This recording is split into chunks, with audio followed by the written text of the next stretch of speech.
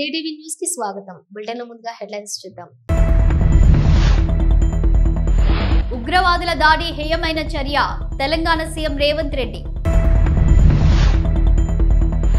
Artificial intelligence and emerging technologies పై సచివాలయంలో ఉన్నతాధికారులతో వర్క్ షాప్. ప్రారంభ ఉపన్యాసం చేసిన ముఖ్యమంత్రి Chandrababu Naidu.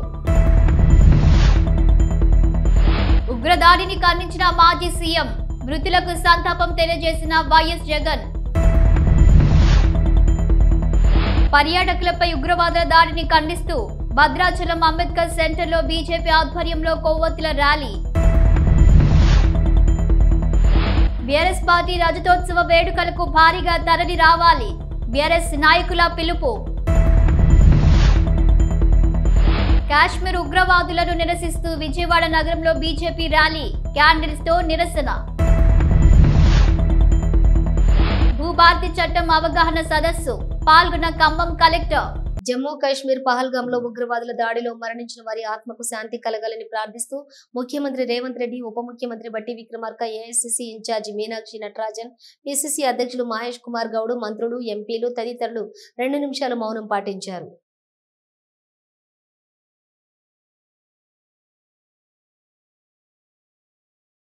Artificial intelligence and emerging technology for government digital transformation అంశంపై సచివాలయంలో ఉన్నతాధికారులతో వర్క్ షాప్ నిర్వహించారు. ముఖ్యమంత్రి చంద్రబాబు నాయుడు వర్క్ షాప్ పై హాజరై ప్రారంభోత్సవం చేశారు. ఆర్టిఫిషియల్ ఇంటెలిజెన్స్, ఇతర ఎమర్జింగ్ టెక్నాలజీల ఆవశ్యకత, పాలనలో వాటి వినియోగం పైన ముఖ్యమంత్రి మార్గనిర్దేశం చేశారు. వర్క్ షాప్ కు సిఎస్, డీజీపీ, వివిధ శాఖల అధికారులు, కేంద్ర ఐటీ శాఖ మాజీ సెక్రటరీ చంద్రశేఖర్ తదితరులు హాజరయ్యారు. Wadhwani centre for government digital transformation CEO Prakash Kumar, WGDT dean Kamal Das తో సహా పలువురు నిపుణులు పాల్గొన్నారు. గుడ్ గవర్నెన్స్ కోసం ఏఐ సహా నూతన టెక్నాలజీ వినియోగం, పౌర సేవల్లో మెరుగైన ఫలితాలు సాధించడంపై ప్రధానంగా చర్చ జరిగింది. గ్రామ స్థాయి నుంచి రాష్ట్ర స్థాయి వరకు కూడా పౌర సేవల్లో టెక్నాలజీ వాడకం, ప్రస్తుతం అనుసరిస్తున్న విధానాలు, వచ్చే ఫలితాలపై కూడా కేస్ స్టడీస్ పరిశీలన చేశారు. ఏఏ విభాగాల్లో ఎటువంటి సాంకేతికతను వినియోగించవచ్చు, ప్రస్తుతం ఉన్న సమాచారం ఆధారంగా సేవల్ని ఎలా విస్తృతం పొందపరచవచ్చు అనే దానిపై ప్రజెంటేషన్ ఇచ్చారు. AI, ML, DL, chat GPT, Gemini, data driven evidence best governance, AI playbook, AI best pilot ideas వంటి అంశాలపై ప్రత్యేక సెషన్స్ నిర్వహించారు. వ్యవసాయం, విద్య, వైద్య, పట్టణాభివృద్ధి సహా వివిధ రంగాల్లో నూతన సాంకేతికత పరిజ్ఞానం వినియోగాన్ని పలువురు నిపుణులు వివరించారు.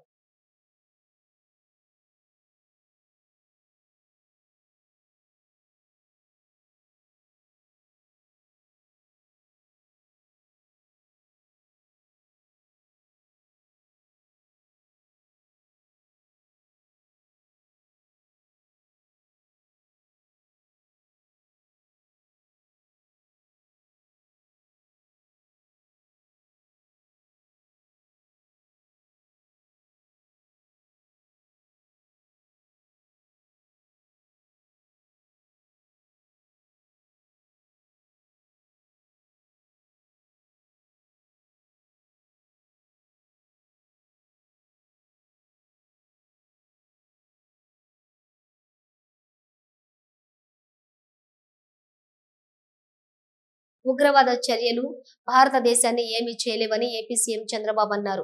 దేశంలోని సుస్థిరమైన ప్రభుత్వం ఉందని చెప్పారు. పహల్గామ్ ఉగ్రదాడిలో మరణించిన చంద్రమౌళికి విశాఖలో ఆయన నివాళులర్పించారు. అనంతరం మీడియాతో మాట్లాడుతూ ఉగ్రదాడి ఒక అనాగరిక చర్య అన్నారు. కాశ్మీర్ లో ఉగ్రవాదాన్ని నిర్మూలించి అభివృద్ధిపై జరుగుతున్న నేపథ్యంలో ఉగ్రదాడి జరగడం చాలా బాధాకరమన్నారు. ప్రతి ఒక్కరూ ఈ దాడిని ఖండించాల్సిన అవసరం ఉందని తెలిపారు. రాష్ట్రానికి చెందిన 2 వ్యక్తులు మృతి చెందారని, బాధిత కుటుంబాలకు 10 లక్షల చొప్పున ఆర్థిక సాయం చేస్తామని ప్రకటించారు. నేను అందుకనే చెప్తున్నాను, ఒక నిర్దిష్టమైన నాయకత్వాన్ని ఇస్తాం. ఒక మాటలో చెప్పాలంటే ఎవరైనా సరే, ఎక్కడైనా సరే ఇలాంటి చిల్లర వేషాలు ఇస్తే అలాంటి వాళ్ళకు హెచ్చరిస్తున్నా, అదే చివరి రోజు కావాలి. ఎందుకంటే ప్రజా జీవితాలతో ఆడుకుని దేశాన్ని బెదిరించాలనో, దేశ సమగ్రతను దెబ్బతీయాలనుకుంటే మాత్రం వాళ్ళ ఆటలు సాగవు. జమ్మూ కాశ్మీర్ లోని పహల్గామ్ వద్ద ఉగ్ర ముష్కరుల అటవిక దాడిలో ప్రాణాలు కోల్పోయిన మృతుల కుటుంబాలకు శ్రీ వైఎస్ జగన్ సంతాపం. పహల్గామ్ లో జరిగిన ఘటన మనం అందరికీ తెలిసిన విషయమే. 2 నిమిషాల పాటు వారికి శ్రద్ధాంజలి ఘటిద్దాం. ఉగ్రవాదులు పర్యాటకులపై చేసిన దాడిని ఖండిస్తూ భద్రాచలం స్థానిక అంబేద్కర్ సెంటర్లో బీజేపీ ఆధ్వర్యంలో మృతి చెందిన వారికి నివాళులర్పిస్తూ వారి ఆత్మకు శాంతి చేకూరాలని కొవ్వొత్తుల ర్యాలీ నిర్వహించి ఉగ్రమూకల దిష్టిబొమ్మను దగ్ధం చేశారు. ఈ సందర్భంగా బీజేపీ నాయకులు మాట్లాడుతూ ఉగ్రవాదులు పిరికి పందల్లా అమాయక పర్యాటకులపై దాడిని చేయటం హేయమైన చర్య అని, ఎట్టి పరిస్థితుల్లో వారిని మట్టు పెట్టాలని మృతి చెందిన వారికి నివాళులర్పిస్తూ భద్రాద్రి రామయ్య క్షేత్రంలో కొవ్వొత్తుల ర్యాలీ చేపట్టామని అన్నారు.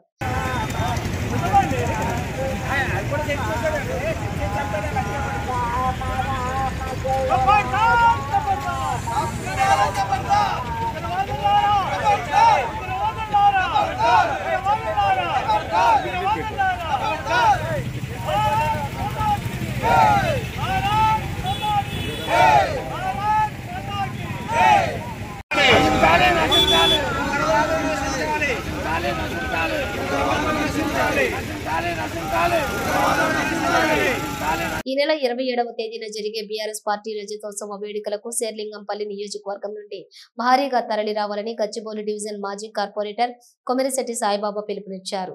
14 ఏళ్లు పోరాడి తెలంగాణను సాధించి 10 ఏళ్లు పరిపాలించిన ఘనుడు కేసీఆర్ అని రజతోత్సవ వేడుకలను విజయవంతం చేయాలన్నారు. కాంగ్రెస్ పాలనలో ప్రజలు మోసపోయి గోసపడుతున్నారు కాబట్టి రజతోత్సవ సభకు దండులుగా కదలి వెళ్లి మన సత్తా చాటుకుందామన్నారు.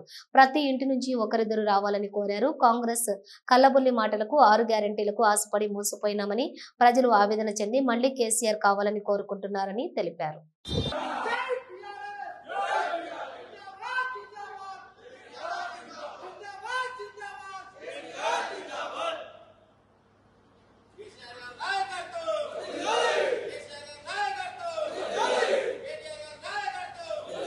మియాపూర్ పోలీస్ స్టేషన్ పరిధిలోని ఓ గేటెడ్ కమ్యూనిటీలోని జెప్టో, జొమాటో డెలివరీ బాయ్స్ ఆల్చల్ చేశారు.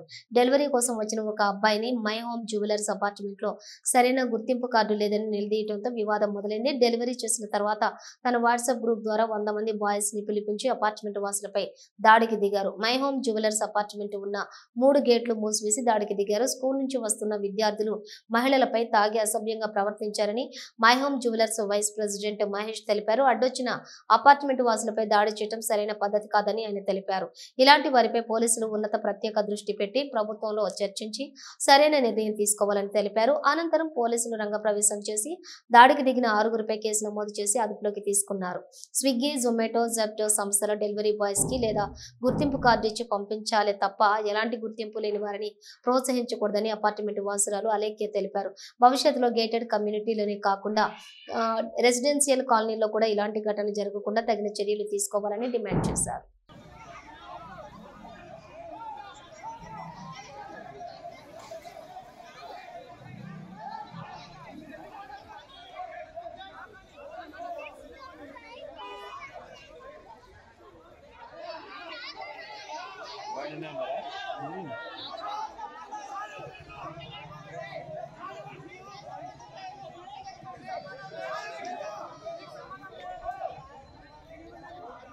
ఎవరది ఎందుకు తీస్తున్నారు?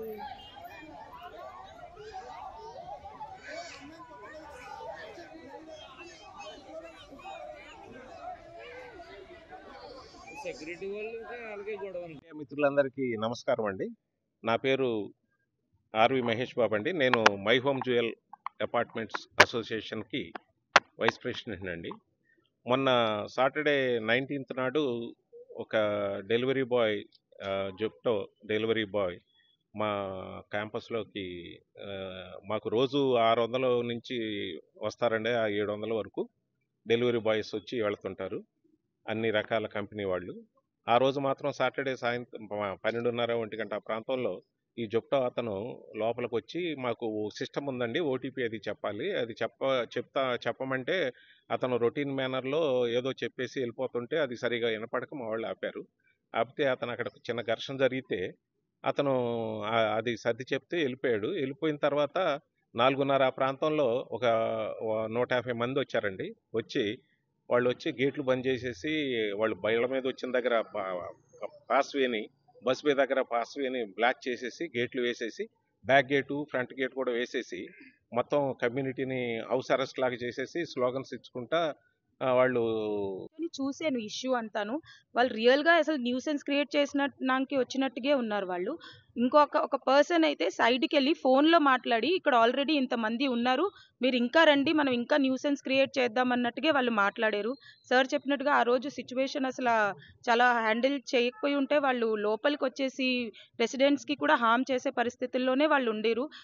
వెళ్ళి వచ్చిన వాళ్ళ కార్ల మీద కూడా బ్లాక్ చేసేసి వాళ్ళ బోనెట్స్వి కొట్టేసి చాలా న్యూసెన్స్ క్రియేట్ చేసేసి అన్నెసెసరీలీ వీ వాంట్ జస్టిస్ అంటే అక్కడ జరిగింది అంత పెద్ద సిచ్యువేషన్ కాదు, కానీ వాళ్ళు కావలసుకొని పెద్దగా చేసేసి అంటే మీరు పార్కింగ్కి డబ్బులు తీసుకున్నప్పుడు లేదా మేము ఇలా చేస్తున్నాము, మేము ఇది వదలము, చాలా దూరం వరకు తీసుకెళ్తాము అన్నట్టుగా వాళ్ళు మొత్తం న్యూసెన్స్ క్రియేట్ చేశారు ఆ రోజు. అయితే 5కి మా గెస్ట్లు వస్తే గేట్ దగ్గరికి వెళ్తే గేట్లు టోటల్ క్లోజ్ అయినాయి అని చెప్పారు. టోటల్ క్లోజ్ అవ్వటం ఏంటి అని స్టన్ అయిపోయి ఓకే నేను వస్తున్నాను అని చెప్పి 2 వీలర్ మీద వెళ్దామని ట్రై చేశాను. 2 వీలర్ ఆపేశారు. ఓకే వాళ్ళ రూల్స్ ప్రకారం మనం ఏదో జరుగుతుందని చెప్పి 2 వీలర్ పార్క్ చేసి నడుచుకుంటూ వెళ్తున్నా. ఈ నాపండి రా అని చెప్పి నన్ను ఫస్ట్ బాబు నేను ఇట్లా వెళ్తున్నానని చెప్పేసి వాళ్ళని ముందు అక్కడ గెస్ట్లను తీసుకురావాలని గెస్ట్లను తీసుకొచ్చి పంపించేసి ఇప్పుడు ఏందా మీ సమస్య ఏంటంటే ఎంఎన్ రావు గారు హ్యాండిల్ చేస్తున్నారు, ఎంఎన్ రావు గారు అపాలజీ చెప్పిస్తారని చెప్పేసి పేరు బయటకు వచ్చింది. ఎంఎన్ రావు గారు టోటల్గా ఆ రోజు జరిగిన సిచ్యువేషన్ నుంచి బాబు మీరు 5 మెంబర్స్ రండి బయటికి, మీకు జరిగింది ఏంటో 1 to 1 చెప్పండి, దానికి మేము ఏంటి సొల్యూషన్ అని చెప్తాం, అంతేగాని మీరు గొడవ చేయొద్దని చెప్పి ఎంఎన్ రావు క్లియర్ చెప్పారు.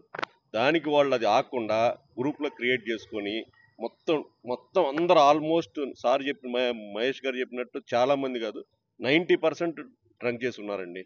ఎందుకంటే వాళ్ళు యూజింగ్ అబ్యూజ్ లాంగ్వేజ్, చాలా ఘోరమైన లాంగ్వేజ్ మాట్లాడుతున్నారు.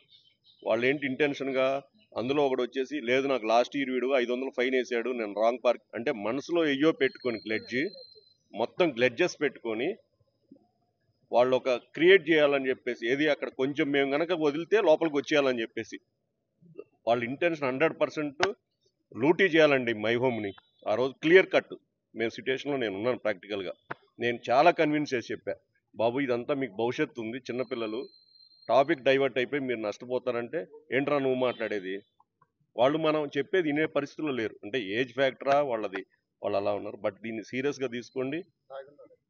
తాగున్నారు అనేది రేపు పొద్దున ఏదైనా జరగవచ్చు. ఫ్యామిలీస్ చాలామంది ఇందుట్లో మై హోమ్లో అందరం ఆల్మోస్ట్ బయటకు వెళ్ళిపోతాం, వర్క్స్ మీద ఫ్యామిలీస్ ఉంటారు, పిల్లలు ఉంటారు, సీనియర్ సిటిజన్స్ ఉంటారు. ఇది భవిష్యత్తు తరాలకి ఇది జరగకుండా మీరు ఎరాడికేట్ చేయండి. దీన్ని ఎలా ఇంప్లిమెంట్ చేస్తారు? కాశ్మీర్ ఉగ్రవాదులను నిరసిస్తూ విజయవాడ నగరంలోని ఏకకాలంలో 3 ప్రాంతాల్లో బీజేపీ ఆధ్వర్యంలో క్యాండిల్స్ ర్యాలీ నిర్వహించారు.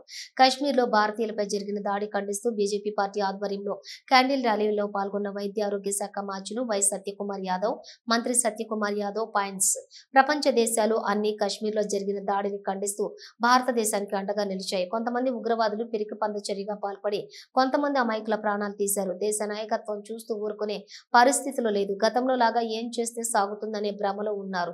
ఎవరైతే ఉగ్రవాద దాడిలో చనిపోయినా 26 మందికి నివాళులర్పిస్తున్నాం. ఖచ్చితంగా ఈ ఉగ్రవాద దాడిలో పాల్గొన్న ప్రతి ఒక్కరిని వెతికి శిక్ష పడేలా చేస్తాం. అలాగే ఈ ఉగ్రవాద దాడిలో ఆంధ్రప్రదేశ్ విశాఖకు చెందిన చంద్రమౌళి, కావలికి చెందినటువంటి మధుసూదన్ ఈ ఉగ్రవాద దాడిలో ప్రాణాలు కోల్పోయారు. వారి పార్థివ దేహాలు ఈ రోజు వైజాగ్ చేరుకున్నాయి. వారి మృతదేహాలను చూడటానికి ముఖ్యమంత్రి చంద్రబాబు విశాఖపట్నం వస్తున్నారు. పార్టీ ఆదేశాల మేరకు అంత్యక్రియల్లో కూడా పాల్గొనడం జరుగుతుంది. అమర్నాథ్ యాత్రలో భారీగా హిందువులు తరలి వస్తున్నారు. 145 కోట్ల భారతీయుల మనోభావాలు దెబ్బతీసే విధంగా ఈ ఉగ్రవాద దాడి జరిగిందని మంత్రి పేర్కొన్నారు.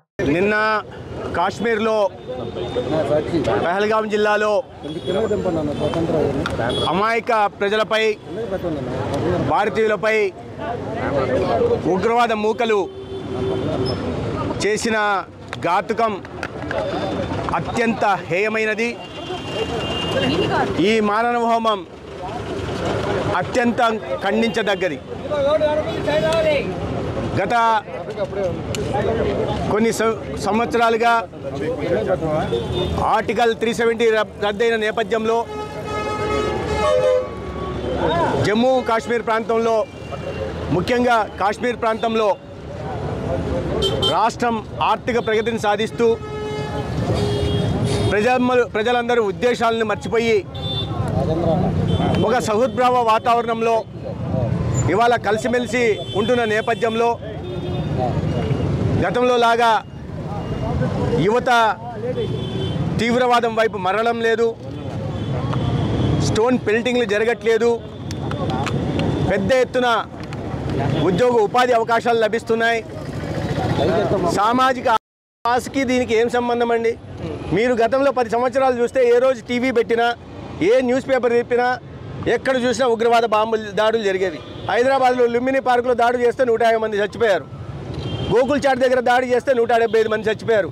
4 పాకిస్తాన్ నుంచి భారతదేశంలో వచ్చి 356 మందిని బాంబేలో కాల్చి చంపేశారు. అవాళ ఈ ఉండిందా? ఎందుకు ఇటువంటి వక్రీకరించే పద్ధతులు చేస్తున్నారు? దీనికి దానికి ఏం సంబంధం? ప్రజలు ఇవాళ 140 కోట్ల మంది ట్రిపుల్ తలాక్ తెచ్చినప్పుడు ముస్లిం మహిళలంతా హర్షించారు, స్వాగతించారు. తర్వాత సిఏ యాక్ట్ తెచ్చినప్పుడు ముస్లిం సమాజం హర్షించింది, స్వాగతించింది. ఇవాళ కూడా 85% ముస్లింలు ఎవరైతే అత్యంత వెనుకబాటుతనంలో ఉన్నారో వారి జీవన ప్రమాణాలు పెంచుకోవడం కోసమే వక్ఫ్ బిల్లు తీసుకురావడం జరిగిందనే విషయాన్ని పదే అని ఎక్కడ చూసినా అర్థమవుతుంది.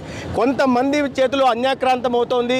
కొంతమంది పెద్దలు 10%, 5% మంది పెద్దల జేబుల్లోకి ముస్లిం సోదరులకు వాళ్ళ సంక్షేమానికి, అభివృద్ధికి సంబంధించిన నిధులు వెళ్తున్నాయి, వాళ్ళ భూములు అన్యాక్రాంతం అవుతున్నాయనే ఒక సదుద్దేశంతో 85% మంది ముస్లింలలో బీసీలు ఉంటున్నారు.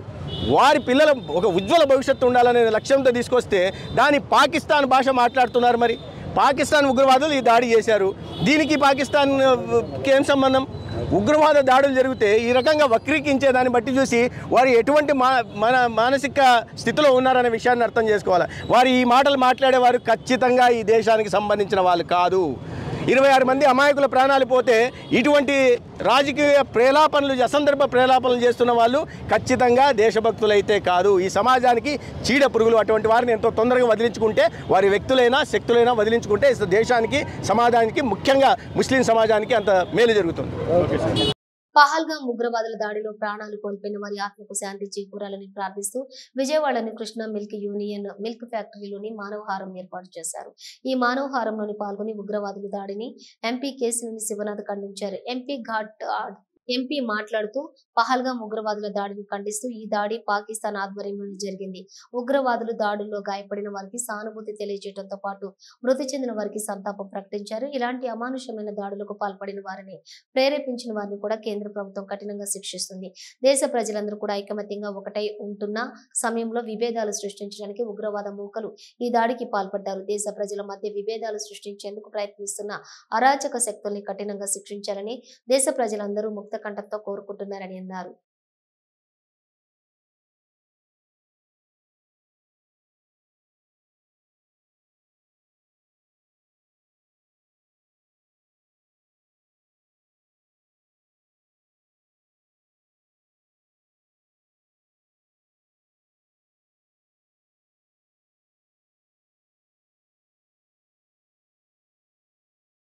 తెలంగాణలో అమలులోకి వచ్చినటువంటి భూభారతి చట్టం అవగాహన సదస్సులో ఖమ్మం కలెక్టర్ మాట్లాడారు. ఈ విశేషాలేంటో ఇప్పుడు చూద్దాం.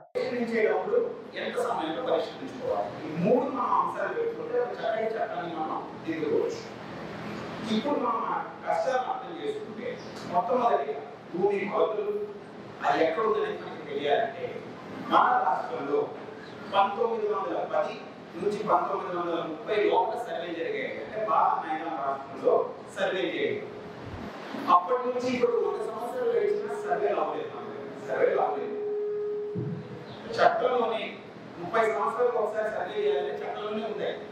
కానీ వివిధ కారణాల వల్ల మనం చేసుకోలేకపోయాం. కానీ మనకు కూడా తెలుసు గ్రామంలో అనుకున్న కష్టాలు ఏంటి. నాకు పట్టా ఒక చోట్లో ఉంది, కబ్జా ఇంకో చోట్లో ఉంది. అన్నదమ్ములందరూ పంచుకున్నారు, పంచేటప్పుడు కాగితమైన సర్వే నెంబర్లు పంచుకున్నారు, కబ్జా ఇంకెక్కడో ఉంది. మనం మళ్ళీ అమ్మడానికి వెళ్ళినప్పుడు నేనే మళ్ళీ ప్రశ్న అడుగుతాం, ఆయన ఇక్కడ పట్టాలి ఎలా అమ్ముతున్నావు అనేది. మళ్ళీ మీరు రిజిస్ట్రేషన్ ఆఫీస్కి వెళ్ళాలి, ఎక్స్చేంజ్ డీడ్ అంటారు, ఇవన్నీ అంటారు. నాకు చూసే లేదా గ్రామంలో ఇవన్నీ. అమలాపురం పట్టణంలోని మాస్టర్ ప్లాన్ అమలు చేసే ప్రయత్నంలో ఉన్న సందర్భంలో అమలాపురం పురపాలక సంఘం నిధులతోటి ప్రస్తుత రోడ్డు పక్కన ఉన్నటువంటి డ్రైనేజీ నిర్మాణ పనులను తక్షణమే ఆపాలని, ప్రజాధనం వృధా కాకుండా చూడాలని, పట్టణంలో కబ్జాలకు గురైన 7 చెరువుల వద్ద నిర్మాణాలపై చర్యలు తీసుకోవాలని ఎమ్మెల్సీ కూడుపూడి సూర్యనారాయణరావు కోరారు.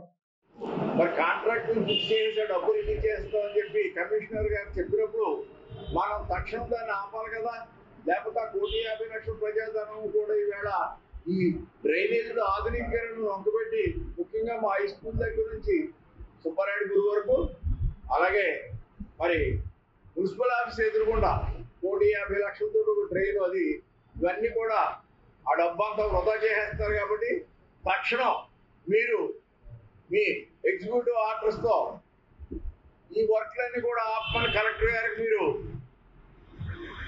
మెసేజ్ పెట్టండి. దాని మీద ప్రజాధనం వృధా కాకుండా మీరు రక్షణ కల్పించండి అని చెప్పి ముందుగా మీ ద్వారా కోరుతున్నారు. ముఖ్యంగా అమలాపురం పట్టణం 1954లోనే మాస్టర్ ప్లాన్కి అంకురార్పణ జరిగింది. దురదృష్టం ఏంటంటే కెనడా వాసులు శాటిలైట్ ద్వారా ఇక్కడ భూమి మీద రియాలిటీ ఏముందో తెలియకుండా ఇవన్నీ కూడా డ్రోన్ కెమెరాలతో చేయడం చాలా దారుణం. తెలంగాణలో అధికారంలో ఉన్న 3 రంగులను ప్రజలకు పంగనామాలు పెడతాడని కాంగ్రెస్ పార్టీపై సెటైర్ వేశారు టీబీజీకేఎస్ గౌరవ అధ్యక్షురాలు ఎమ్మెల్సీ కల్వకుంట్ల కవిత. పెద్దపల్లి జిల్లా గోదావరి ఖనిలో ఆమె పలు కార్యక్రమాల్లో పాల్గొన్నారు. నూతనంగా నిర్మించిన రేణుక ఎల్లమ్మ దేవాలయంలో అమ్మవారికి ప్రత్యేక పూజలు చేసిన కవిత బోనాలు సమర్పించారు. అనంతరం ఖని ప్రధాన చౌరస్తాలో కశ్మీర్ పహల్గాంలోని తీవ్రవాదుల చేతులు మృతి చెందినటువంటి హిందూ యాత్రికుల కోసం క్యాండిల్ ర్యాలీ నిర్వహించి నివాళులు అర్పించారు. తెలంగాణ బొగ్గు గని కార్మిక సంఘం ఏర్పాటు చేసిన ఆత్మీయ సమ్మేళనంలో కార్మిక సంఘం నాయకులతో కలిసి ఆమె పాల్గొన్నారు. రాష్ట్రంలో కాంగ్రెస్ ప్రభుత్వం అలవికాని హామీలను గుప్పించి గద్దెనెక్కిందని కవిత ఆరోపించారు. అధికారంలో ఉన్న కాంగ్రెస్ పార్టీ సింగరేణి కార్మికుల హక్కులను తాకట్టు పెట్టిందన్నారు. గుర్తింపు సంఘం టీబీజీకేఎస్ హయాంలో సాధించిన హక్కులను ఎర్రజెండా పార్టీలు పాత్ర పెట్టాయన్నారు. రాష్ట్ర ప్రభుత్వం సింగరేణి కార్మికులకు బోనస్ ఇస్తానని చెప్పి బోగస్ చేస్తుందన్నారు. రాష్ట్ర ప్రభుత్వం ప్రజా వ్యతిరేక పాలనను ప్రజలు గమనిస్తున్నారని, రానున్న యూనియన్ ఎన్నికల్లో కాంగ్రెస్ అనుబంధ సంఘాలకు భంగపాటు తప్పదని ఆమె హెచ్చరించారు. కార్మిక సమస్యల పరిష్కారానికి టీబీజీకేఎస్ ముందుంటుందని ఆమె హామీ ఇచ్చారు. పోరాడి సాధించుకున్న తెలంగాణలో కార్మిక హక్కులకు కాపాడుకునేందుకు ఐక్యం కావాలని ఎమ్మెల్సీ కవిత పిలుపునిచ్చారు. ఏమైందంటే తెలంగాణలో ప్రతి ఒక్కరం బాగుండాలి. తెలంగాణలో ఏ రంగంలో ఎక్కడ పనిచేసేటోళ్ళైనా బాగుండాలి. కేసీఆర్ గారు మాకు ఒకటే ఒక మాట చెప్పారు. బొగ్గుగని కార్మికుల గురించి డిస్కషన్ వచ్చింది. తెలంగాణ ఏర్పడ్డాక కేసీఆర్ గారు ముఖ్యమంత్రి అయినాక బొగ్గుగని కార్మికుల గురించి డిస్కషన్ వచ్చింది. మరి మనం 2-3 అనుకున్నాం. ఒకటి, డిపెండెంట్ ఉద్యోగాలు ఖచ్చితంగా ఇవ్వాలి, సింగరేణిని బతికించుకోవాలి, సింగరేణి మూతపడకుండా ఇంకా మైన్స్ ఎక్స్టెండ్ చేసుకోవాలి, సింగరేణిని బతికించుకోవాలి. దాంతోపాటు అలియాస్ పేర్లతోని కొద్దిగా అవమానపడుతూ బాధపడుతూ భయపడుతూ బతుకుతున్నటువంటి కార్మికులకు పర్మనెంట్గా విముక్తి కలిగించాలి. మళ్ళీ ఒకసారి యూనియన్ని మంచిగా రివైవ్ చేసుకుందాం, టోటల్గా ప్రక్షాళన చేసుకుందాం, పునరుజ్జీవన చేసుకుందాం, కొత్త రక్తాన్ని ఎక్కిద్దాం, అత్యద్భుతంగా ముందుకు సాగుదామని చెప్పి మీ అందరికి కూడా నేను పిలుపునిస్తా ఉన్నాను. అదేవిధంగా మరి ఇప్పుడు ఉన్నటువంటి ఏ సమస్య మీద కూడా వెనకడుగు వేయొద్దు. ఖచ్చితంగా పోరాటం చేయాలి. మనం పోరాటం చేస్తేనే వాళ్ళు భయపడతారు. ఎందుకంటే ఆ ఎర్ర జెండా వాళ్ళు మరి వాళ్ళు కాంప్రమైజ్ చేసుకుంటా సింగరేణికి గతి పట్టించింది. వాళ్ళు చక్కగుండుంటే సింగరేణి ఎప్పుడో బాగుపడుతుండే. తెలంగాణ వచ్చే లోపల సింగరేణిని ఆగం పట్టించిందే ఆ ఎర్ర జెండా పార్టీ వాళ్ళు. కాబట్టి నా రిక్వెస్ట్ మీ అందరితో ఒకటే, గులాబీ జెండా ఉండాలి, బలంగా ఉండాలి. ఏ సమస్య వచ్చినా, ఇప్పుడు తమ్ముడు చెప్పిన ఎలియాస్ పేర్ల సమస్య అయినా సరే, ఇప్పుడు చెప్పినటువంటి ఓవర్మెన్ల సమస్య అయినా సరే, ఏ సమస్య అయినా ముందుండి నేను ఒక ఎమ్మెల్సీగా కౌన్సిల్లో వాయిస్ రేజ్ చేస్తాను. మీరు మన కార్మిక సంఘం నుంచి మీరు కూడా వాయిస్ రేజ్ చేయండి అని చెప్పి మీకు తెలియజేస్తూ, మరి ఏ పోరాటంలో అయినా మీ అడుగులో అడుగై నేను ఉంటా, ఒక చెల్లెగా ఒక సోదరిగా మీతో ఉంటా.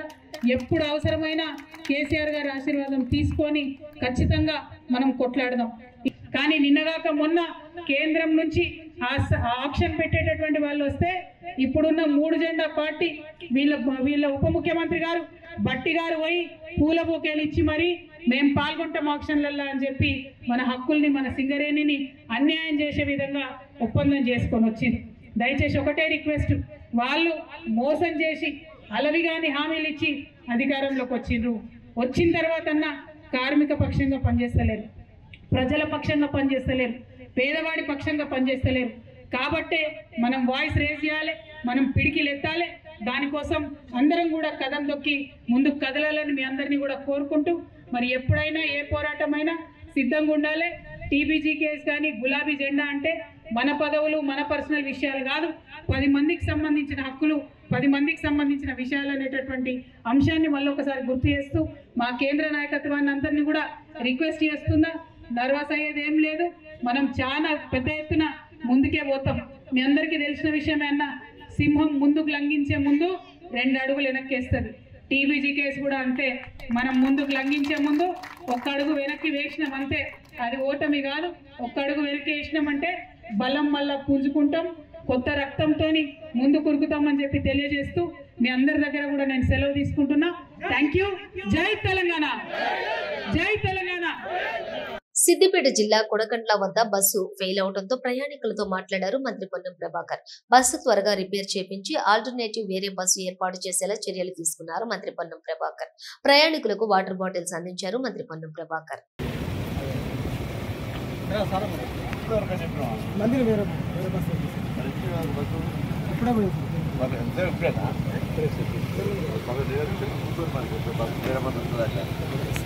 ఓకే సార్, చేసుకోలే మరి ఇప్పుడే కానీ